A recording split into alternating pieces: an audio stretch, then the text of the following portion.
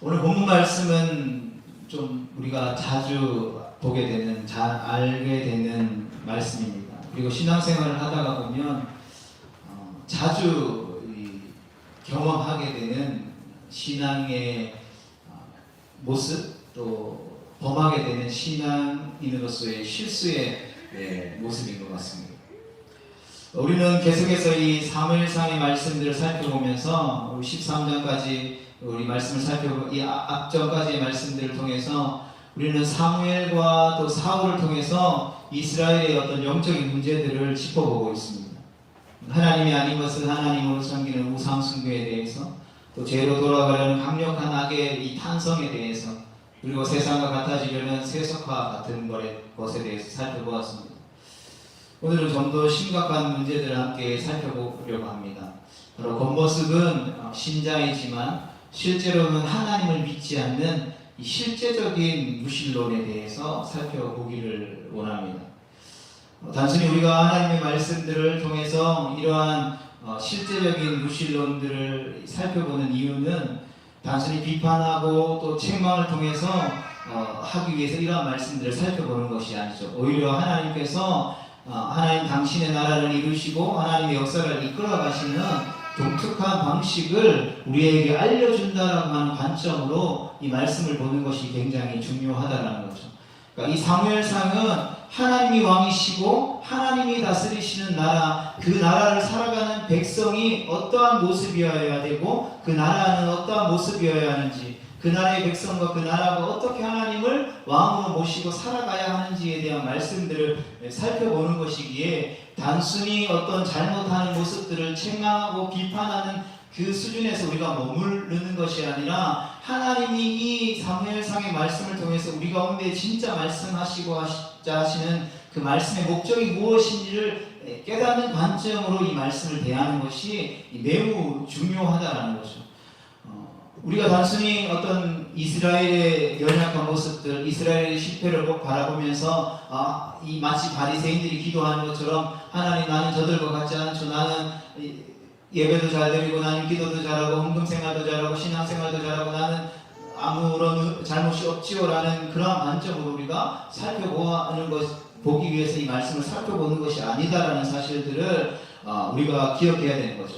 하나님이 어떻게 하나님의 나라를 이루어 가시고 그 하나님의 나라를 어떻게 유지시켜 가시는지, 그 하나님의 역사를 이끌어 가시는지, 하나님 나라의 독특한 방식, 그 영적인 원리들을 우리가 살펴보고 그 영적인 원리들을 우리 삶 속에서 우리가 살아내고 있는지, 살아내지 못하고 있는지를 점검하고 또 우리의 삶을 그 말씀의 거울 앞에 비추는 시간들이 될 수 있기를 축복합니다.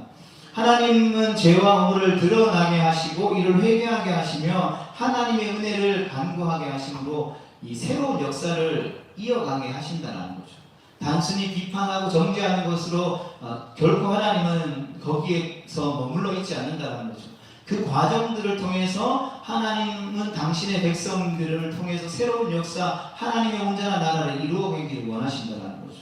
이러한 사무엘서의 맥락에서는 하나님이 기뻐하시는 왕인 다윗을 통해서 새로운 이스라엘을 이루어 가시는 그 과정이며, 궁극적으로는 예수 그리스도께서 그분의 교회를 세워서 그분의 나라를 이루어 가시며 확장해 가시며 그분의 나라를 완성해 가시는 하나님의 손길들을 우리 가운데에 말씀해 주고 있다는 거죠.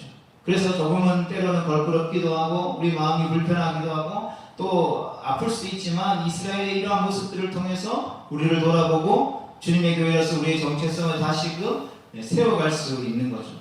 이러한 관점에서 오늘 말씀도 함께 좀 살펴보기를 원합니다. 그러니까 사울 왕이 블레셋과의 전쟁이라는 매우 심각한 위기를 만났습니다.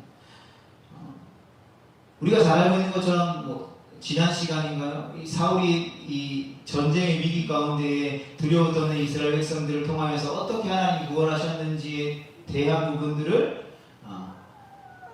경험한 이후에 얼마 시간이 지나지 않은 상황에 처해 있는 이스라엘 백성들과 사울 왕이라는 사실들을 우리가 머릿속으로 생각하면서 이 상황들을 좀 살펴봤으면 좋겠습니다.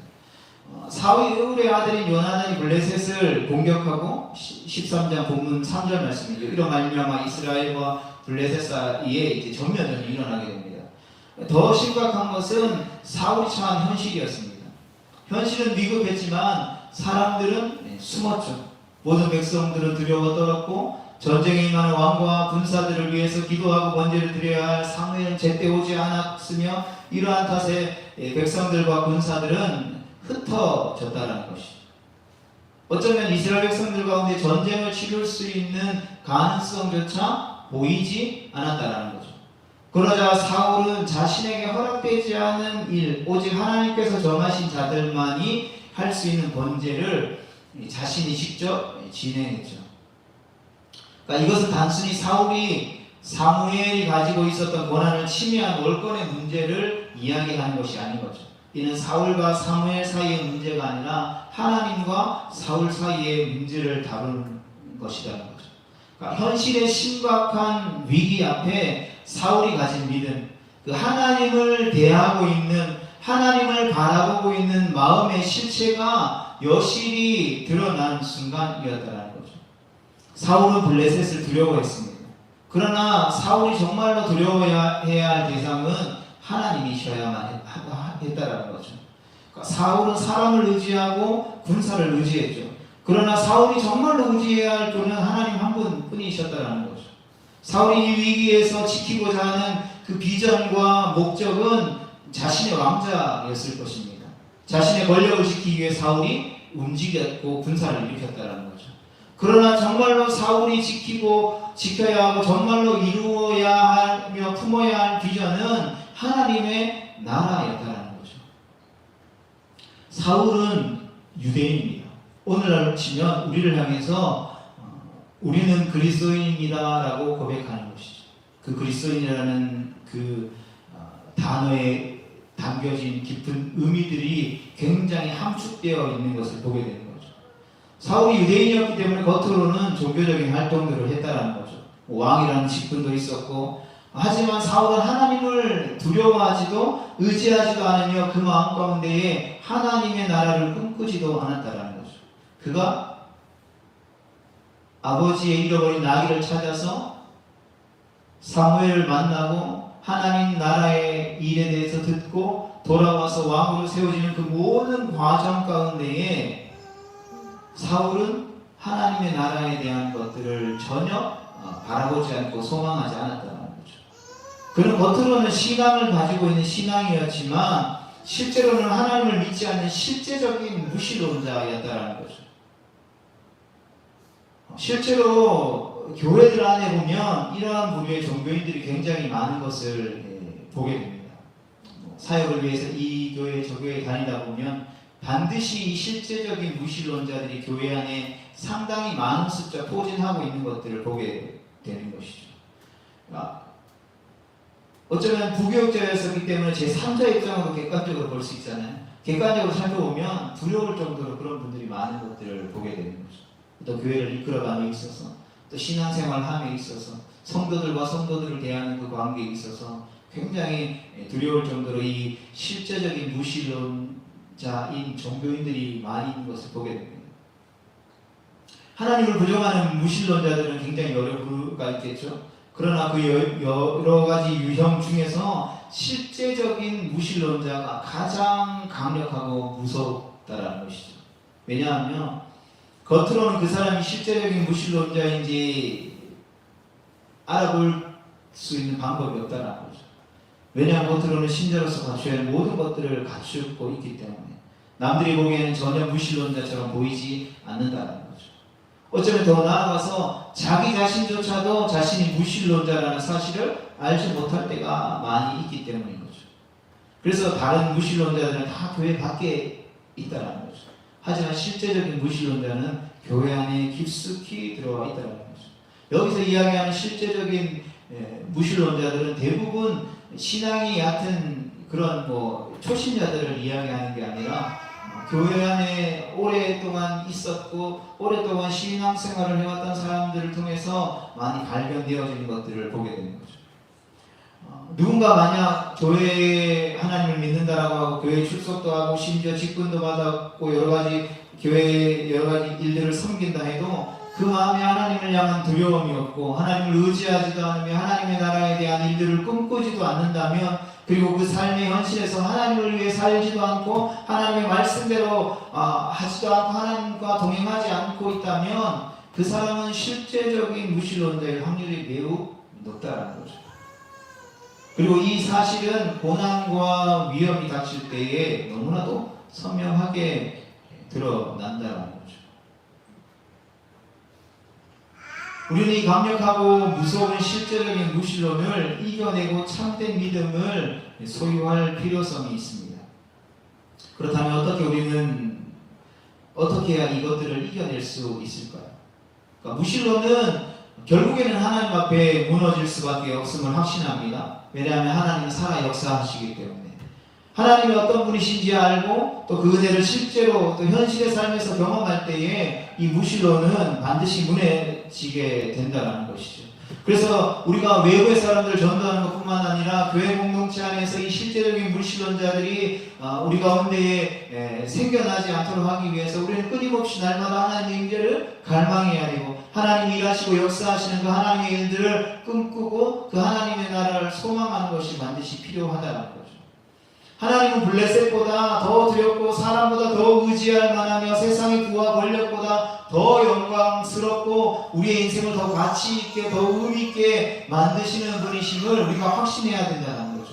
그리고 그 무엇보다도 비교할 수 없고 훨씬 더 좋고 훨씬 더 귀하며 강력하고 영광스러우며 영원하고 결코 사라지지 않은 아름다운 은혜와 사랑을 우리에게 실제로 우리의 현실 가운데 이미 부어주셨음을 확신하며 살아가는 것입니다. 하나님께서 천지 만물을 창조하시고 우리를 택하셨죠. 예수 그리스도의 십자가의 복음으로 우리를 구원하셔서 오늘 예배하는 성도로 삼아주셨다는 것입니다.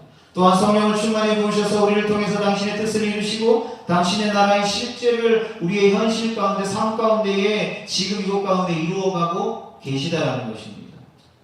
그러나 하나님 눈에 보이지 않습니다. 그러나 하나님이 눈에 보이지 않는다고 해서 계시지 않습니까?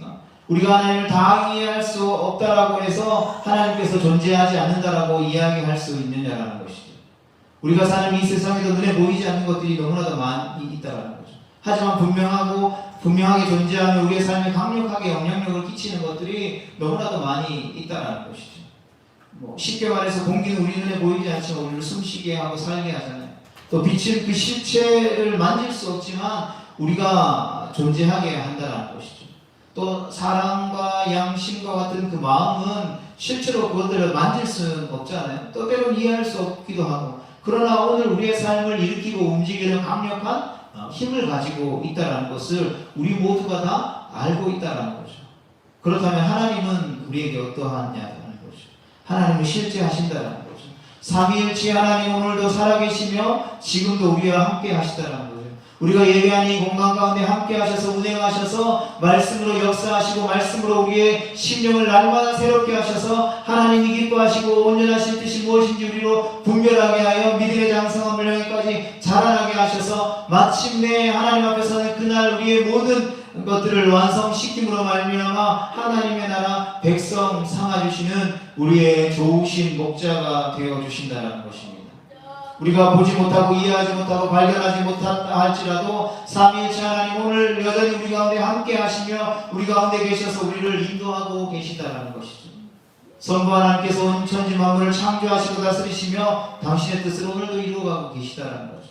성자 예수님이 육체로 우리 가운데 오셔서 우리를 죄와 사망의 문제 가운데 건지셔서 우리에게 새 생명을 주셨고 하나님 보좌 우편에 앉으셔서 지금도 우리를 위해서 중보하고 기도하고 계시다는 것이죠. 다시 오실 날을 기다리고 계시다는 것이죠. 성령 하나님께서는 예수님을 믿는 자 가운데 능력으로 임하셔서 하나님의 일을 이루어 가신다는 것이죠. 초대교회 가운데 머물러 있었던 그러한 성령의 역사가 아니라 오늘도 살아 역사하시는 초자연적인 하나님의 일들을 이 땅 가운데 이루어 가시며 하나님의 방법으로 하나님의 나라를 세워 가시는 일들을 이루어 가고 계시다는 거죠. 우리의 눈에 보이지 않을 뿐 지금 우리 눈에 보이는 것 어떠한 분보다 분명히 존재하시며 우리와 함께 하시는 분이 하나님이신 줄 확신합니다. 삼위일체 하나님 우리에게 일어나는 우리를 둘러싸고 있는 그 어떠한 현실보다 가장 강력하고 분명한 현실이며 실제라는 것이죠. 우리가 이 하나님을 잊을 때에, 그러나 그 하나님을 기억하지 못할 때에 겉으로 드러나는 형식과 모습으로 만족하여 그것으로 우리의 신앙의 내용을 삼으려고 한다면 우리는 실제적인 무신론에 빠질 수밖에 없다는 것이죠. 혹은 현실의 어려움 앞에 약게 쓰러져 믿음을 포기하기에 이른다는 것. 어쩌면 코로나라는 3년의 그 시간 동안 이 실제적인 무신론자들이 가장 많이 교회를 떠났는지도 모르겠습니다. 그러나 우리에게는 무엇보다도 기억해야 할 것은 좋으신 하나님이 계시다는 것입니다. 우리가 이 사실을 기억할 수 있기를 축복합니다. 우리가 예배하는 그 이유가 그 좋으신 하나님을 만나기 위한 그 방법이 바로 이 예배이기 때문임을 확신할 수 있기를 축복합니다. 우리에게는 더 강력하고 영광스러우며 아름다운 분이 함께 계시다는 사실을 기억해야 합니다. 바로 그 살아계신 하나님을 경험해야 하며 알아야 하고 오늘 이 시간에도 우리가 교제해야 하는 것이죠. 만물을 창조하시고 다스리고 하시는 하나님을 경외하고 우리에게 찾아오시는 예수님을 만나고 우리에게 힘을 주시는 성령 하나님을 날마다 매 순간순간마다 경험해야 하는 것입니다. 곧 우리의 믿음이 하나님께서 우리에게 주신 복음이 우리의 일상으로 우리의 삶의 현실에 들어와 능력과 권세를 발휘하게 해야 한다는 것이죠. 그러나 사울은 바로 그 지점에서 실패한 것입니다. 현실의 위기 앞에서 하나님을 잊고 외면했다는 것이죠. 믿음이 현실로 들어오지 못했다는 것입니다. 성도 여러분, 우리 삶에서 교회가 차지하는 비율은 과연 얼마가 될까요? 사람마다 조금씩 다를 수도 있겠지만 우리의 삶에서 교회가 차지하는 비율은 대부분의 교회가 10%가 채 되지 않습니다. 비율적으로. 그러니까 우리의 삶을 이루는 시간과 공간과 관계의 이 90% 이상은 교회가 아닌 우리가 속한 가정이나 직장이나 생업의 자리에 가 놓여있는 세상이라는 거죠. 그러니까 교회 밖에서의 90%의 삶이 어쩌면 우리의 진짜 모습인 거죠. 그러니까 그 90% 안에서 우리가 어떻게 믿음으로 살아내느냐가 바로 우리의 믿음의 실체라는 거죠. 우리 신앙의 실체라는 거죠. 여러분뿐만 아니라 저도 마찬가지겠죠. 이렇게 앞에 나와서 예배를 인도하고 또 말씀을 전하는 모습은 일주일에 10%밖에 사실 되지 않잖아요. 그리고 나머지 90%의 삶의 모습이 제 실제의 믿음인 것이죠. 그런데 하나님은 우리의 10%만 구원하시고 나머지 90%는 버려두시지 않았다는 것을 우리가 기억해야 되는 것이죠. 하나님 우리의 100%를 구원하여 주신 것을 확신합니다. 그분께서 주신 그 은혜와 사랑의 능력은 0.1%의 모자람도 실수도 없음을 확신합니다. 그분은 100%의 완벽함과 완전함으로 우리를 구원하셨다는 것이죠. 바로 그것이 복음의 능력인 것입니다. 그래서 우리가 사울처럼 우리의 인생의 90%를 채우는 교회 밖에서의 삶을 결코 우리가 포기해서도 소홀히 여겨서도 안 된다는 것이죠. 혹 분리시켜서도 안 된다는 것이죠. 오늘날 교회의 의미는 교회와 내 가정에서의 삶과 내 직장에서의 삶과 내 주변의 이웃들과의 삶이 모두 분리되어 있다는 데에서 위기가 온다는 거죠. 우리가 일주일간 10%의 교회 생활로 우리가 믿음을 지켰다라고 만족할 수 없다는 거죠. 10%로 복음의 능력을 제한할 수도 없다는 것입니다. 우리의 현실의 10%를 채우는 복음으로 나머지 90%의 일상의 삶을 우리가 변화시킬 필요가 있다는 거죠. 변화시킬 수 있는 능력이 이미 우리 가운데 복음을 통해서 충만하게 부어졌다는 것을 우리가 기억해야 하는 것입니다. 그래서 우리의 90% 안에 있는 모든 영역이 복음의 빛을 받아서 복음의 능력으로 변화되어져야 한다는 것이죠. 그리고 변화되어질 수 있다는 것입니다. 우리가 교회 밖에서 가장 두려워하는 것이 바뀌어야 되겠죠. 우리가 교회 밖에서 가장 의지하는 것이 바뀌어야 하는 것입니다. 교회 밖에서 가장 기쁘고 가장 즐거워하는 것이 교회 밖에서 추구하는 가치가 바뀌어져야 한다는 것입니다. 오늘 본문 말씀을 통해서 사울이 잘못하고 있는 부분이 무엇입니까? 그는 교회 밖에서 가장 두려워하는 것이 바로 세상이었다는 것이죠. 사람이었다는 것이죠. 교회 밖에서 가장 의지하는 것이 군사여 힘이여 능력이여 물질이었다는 것입니다. 그를 교회 밖에서 가장 기쁘고 즐겁게 하는 것이 세상의 어떠한 것들이었다는 것이죠. 그리고 교회 밖에서 그가 추구했던 것은 하나님이 아니라 바로 자기 중심적인 신앙이었다는 것을 우리 가운데 오늘 말씀이 말씀해주고 있다는 것이죠. 우리의 인생이 10%만 하나님의 영광을 위해서 사는 것이 아니라 우리 인생의 전부가 하나님의 영광을 위한 삶으로 이제는 실제적으로 변화되어져야 한다는 것입니다.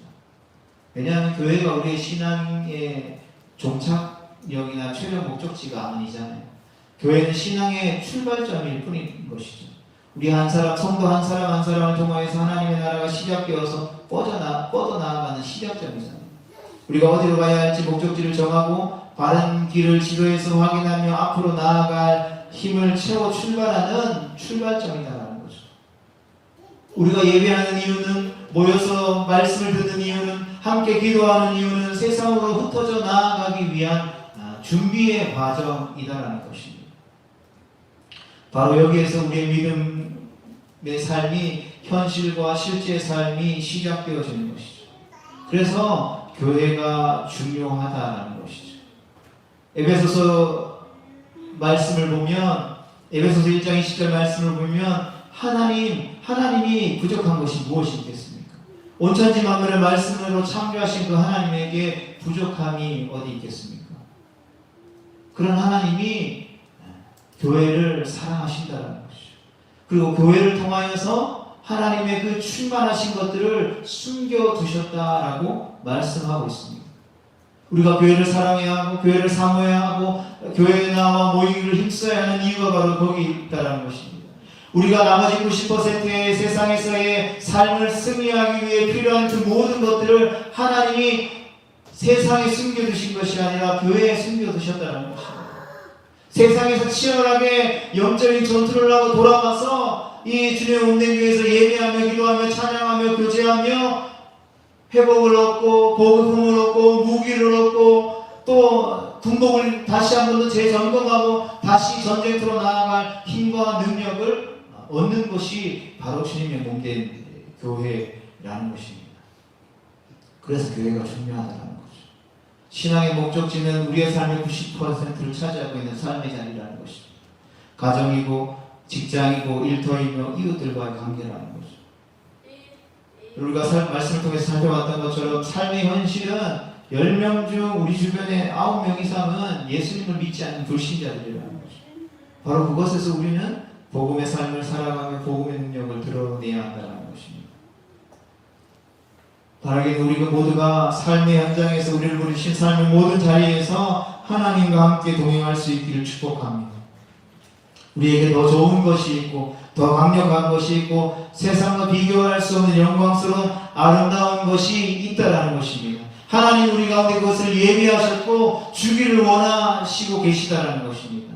그리고 우리는 이미 그것을 소유하고 있다라는 것이죠. 바라기는 그 복음의 능력으로 오늘을 살아갈 수 있기를 축복합니다. 복음의 능력을 증거하는 삶을 살아갈 수 있기를 축복합니다. 이를 통해서 우리 안에 자리 잡고 있는 실제적인 무신론을 떨쳐버릴 수 있기를 축복합니다. 세상의 생명을 참된 진리를 증거하는 거룩한 생명의 빛으로 다시 한 번 더 새롭게 변화되어질 수 있기를 주님의 이름으로 축복합니다. 이를 위해 우리는 하나님의 말씀에 귀를 기울여야 합니다. 말씀 속에서 우리에게 들려주는 하나님의 음성에 귀를 기울여야 하는 것입니다. 또 기도 가운데 우리 가운데 찾아오셔서 우리의 기도를 들으시고 응답하시는 은혜를 베푸시는 그 주님을 만나야 하는 것입니다. 우리의 심령 가운데 충만히 임하셔서 위로하시고 소망을 주시며 살아갈 힘과 지혜와 그 모든 필요한 것들을 공급하시는 성령의 능력을 우리가 경험해야 하는 것입니다. 그리고 성경을 자주 읽고 깊이 묵상해야 하는 것입니다. 그리고 하나님 앞에 홀로 서서 기도 가운데 묵상 가운데에 그분을 만나야 하는 것입니다. 때로는 삶에서 주어지는 고난 가운데 하나님의 뜻을 발견하고 하나님의 구원의 은혜를 경험하며 살아가야 하는 것입니다.